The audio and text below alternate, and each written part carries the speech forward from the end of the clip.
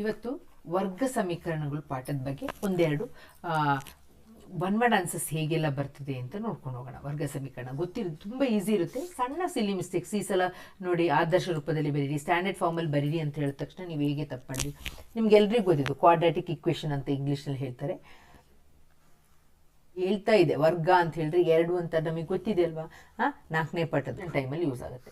ಇದರಲ್ಲಿ ಮುಖ್ಯ ಪಾಯಿಂಟ್ ಬಂದು, ಒಂದನೇ ಪಾಯಿಂಟ್ ಏನು ಬರುತ್ತೆ ಅಂತ ಹೇಳಿದ್ರೆ, ಕ್ವಾಡ್ರಾಟಿಕ್ ಇಕ್ವೇಷನ್ ಸ್ಟ್ಯಾಂಡರ್ಡ್ ಫಾರ್ಮ್ ಅಥವಾ ಆದರ್ಶ ರೂಪ ಅಂತ ಕೇಳ್ತಾರೆ. ಏನು ಕೇಳ್ತಾರೆ? ಸ್ಟ್ಯಾಂಡರ್ಡ್ ಫಾರ್ಮ್, ಇದು ಆದರ್ಶ ರೂಪ. ಓಕೆ, ಒಂದು ವೇಳೆ ಇದನ್ನು ಅವ್ರು ಏನು ಮಾಡ್ತಾರೆ ಅಂತಂದರೆ, ಕ್ವಶನ್ ಕೊಟ್ಬಿಟ್ಟು ಏನೋ ಕೊಡ್ತಿದೆ. ಈಗ ನೋಡಿ, ಫಾರ್ ಎಕ್ಸಾಂಪಲ್, ಇದು ವರ್ಗ ಸಮೀಕರಣನ ಸ್ಟ್ಯಾಂಡರ್ಡ್ ಫಾರ್ಮಲ್ಲಿ ಇದೆಯಾ ಅಂತ ಕೇಳ್ಬೋದು. ಅಲ್ಲ, ಇದು ಕ್ವಾಡ್ರಾಟಿಕ್ ಇಕ್ವೇಷನ್ ಅಲ್ಲ, ಅರ್ಥ ಆಯ್ತಲ್ವಾ? ಈ ರೀತಿ ಪ್ರಶ್ನೆಗಳನ್ನು ಕೇಳ್ಬೋದು. ಅಥವಾ x³ ಅಂತ ಬೇಕಾದರೂ ಬರ್ಬೋದು. x³ ಅಂತ ಬಂದಾಗ ಅದು ಕ್ವಾಡ್ರಾಟಿಕ್ ಇಕ್ವೇಷನ್ ಅಲ್ಲ. ಬೇಡ, x² + 7x ಇಷ್ಟೇ ಬಂತು ಅಂತ ತಿಳ್ಕೊಳ್ಳಿ. +7x ಇದೇನು ಕ್ವಾಡ್ರಾಟಿಕ್ ಇಕ್ವೇಷನಾ? ಹೌದು. ಯಾಕೆಂತ ಹೇಳಿದ್ರೆ ಸ್ಕ್ವಯರ್ ಇದೆ ಇಲ್ಲಿ ಅಲ್ವಾ. ಇದು ವರ್ಗ ಸಮೀಕರಣ ಹೌದು. ಇಲ್ಲಿ ಘಾತ ಎಷ್ಟಿದೆ? 2 ಇದೆ. ಆಗ ಇದು ಕ್ವಾಡ್ರಾಟಿಕ್ ಇಕ್ವೇಷನ್ ವರ್ಗ.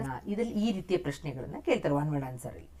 ಆಮೇಲೆ ನಿಮ್ಗೆ ಈ ಸಲ ಕೊಟ್ಟಂಗೆ ಏನು x² ಏನು ಕ್ವಶನ್ ಕೊಟ್ಟಿದ್ರು ಪ್ರಿಪ್ರೇಟರಿಯಲ್ಲಿ ಅಂತ ಹೇಳಿದ್ರೆ, ಅರ್ಥ standard form of quadratic equation ಕೇಳಿದ್ರೆ ಇದು ಬರೀಲೇಬೇಕು ಮಕ್ಕಳೇ, =0 ಅಂತ ಇರಬೇಕು. ಇಲ್ದಿದ್ರೆ ತಪ್ಪಾಗುತ್ತೆ. ಓಕೆನಾ?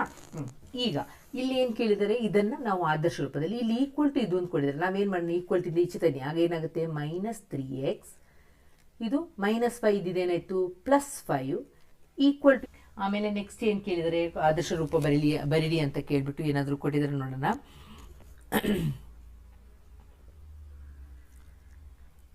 ಇದಿಷ್ಟು ಅವರು ಆದರ್ಶ ರೂಪದಲ್ಲಿ ಬರೀರಿ ಅಂತ ಕೇಳಿರಂಥ ಪ್ರಶ್ನೆ ಮಕ್ಕಳೇ. ನೆಕ್ಸ್ಟ್ 1 ಮಾರ್ಕಲ್ಲಿ, ಇದು ಮಲ್ಟಿಪಲ್ ಚಾಯ್ಸಲ್ಲಿ ಕೊಟ್ಟರೆ 1 ಮಾರ್ಕಲ್ಲಿ ಹೀಗೆ ಕೊಟ್ಟಿದ್ದಾರೆ ನೋಡಿ. ಏನಂತ ಕೊಟ್ಟಿದ್ದಾರೆ ಅಂತ ಹೇಳಿದ್ರೆ, x × x × 2 = 3. ಫಸ್ಟ್ ನಾವು ಏನು ಬರೀಬೇಕು? x² ಬರೀತೀರಾ, ಆಮೇಲೆ +2x, ಈ 3ಯನ್ನು ಈಕ್ವಲ್ಟಿಂದ ಈಚೆ ತರ್ತೀರಾ. ಆಗ ಏನಾಗುತ್ತೆ? -3 = 0 ಅಂತ ಬರೀತೀರಿ. ಇದು ಸ್ಟ್ಯಾಂಡರ್ಡ್ ಫಾರ್ಮ್ ಆದರ್ಶ ರೂಪದಲ್ಲಿ ಬರೋದು. ಮಕ್ಕಳೇ, ಇನ್ನೊಂದು ಲೆಕ್ಕ ಇದೆ ನೋಡ್ಕೊಳ್ಳಿ. ಹೇಗೆ ಕ್ವಶನ್ ಕೊಟ್ಟಿದ್ದಾರೆ ಅಂತ ಹೇಳಿದರೆ, ಅದು ಒನ್ ವರ್ಡ್ ಆನ್ಸರ್ ಕೊಟ್ಟಿದ್ದಾರೆ. ಹೇಗೆ ಅಂದರೆ, x1/2 = 1/x. ಇದನ್ನು ಸ್ಟ್ಯಾಂಡರ್ಡ್ ಫಾರ್ಮಲ್ಲಿ ಬರೀಬೇಕು. ಏನು ಮಾಡಬೇಕು? ಕ್ರಾಸ್ ಮಲ್ಟಿಪ್ಲಿಕೇಶನ್, ಅಡ್ಡ ಗುಣಕಾರ ಮಾಡಬೇಕು. ಆದರ್ಶ ರೂಪದಲ್ಲಿ ಬರೀರಿ ಅಂತ ಈ ಥರ ಕ್ವಶನ್ ಕೊಡ್ತಾರೆ. ಆಗ x × x + 1 ಅಂತ ಬರೀತೀರಾ. = 2 × 1 ಎಷ್ಟಾಗುತ್ತೆ? 2 ಆಗುತ್ತೆ. ಈಗ x × x ಎಷ್ಟಾಯಿತು?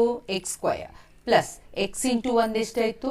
1x -2 = 0. ಅರ್ಥ ಆಯ್ತಲ್ಲ? ಇದು ಒಂದು ಕ್ವಶನ್ ಕೇಳಿದರೆ ಸ್ಟ್ಯಾಂಡರ್ಡ್ ಫಾರ್ಮಲ್ಲಿ ಬರೆಯುವಂಥದ್ದು.